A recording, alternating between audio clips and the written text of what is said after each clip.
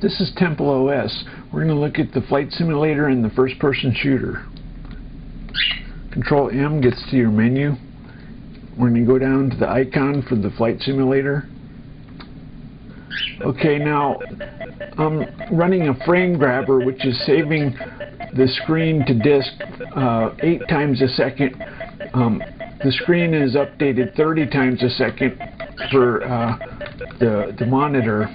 Anyway, so this is a flight simulator. It's supposed to be an eagle diving for fish. It's a little more exciting than a 737. Anyway, so I'm using 6 cores. I wrote all the routines all the way down to the triangle fill. I did that all by hand. It doesn't use a GPU. Now we're going to look at the source code. Eagle Dive is what it's called. My source code has graphics, and it's 8-bit. So you have the Greek letters. This is the 256 characters. You have infinity and theta and phi. Anyway, so it has the Greek letters.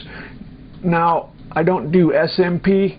I do master-slave multi-core, which is better for real time.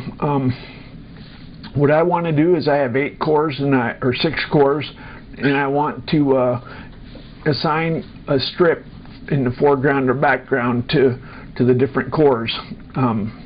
And I want to divide it in 6 pieces and give it to 6 cores. SMP doesn't tell you how many cores, and it doesn't let you divide it up explicitly. It shifts them around between cores. If you have 5 and then 1, that's not the same as 6 at one time.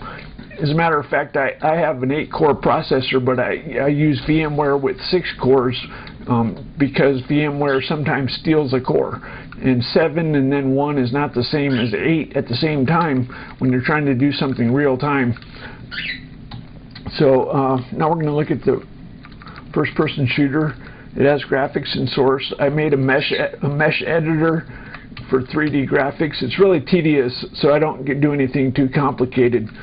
You could do a lot more polygons. So God said 640 by 480, 16 color.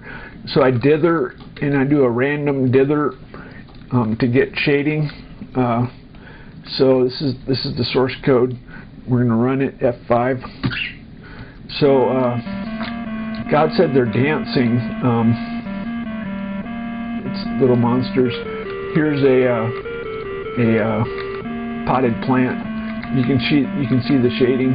So this uses 1 core. I could use multi-core, but what do you do when other people run it on their machines and they don't have that many cores? You have to divide it up in a way that degrades. It's a real problem not knowing how many cores the target machine is going to have. I could specify 2 cores. I think all 64-bit machines have 2 cores, almost. There's some that don't, but that would be a much better situation.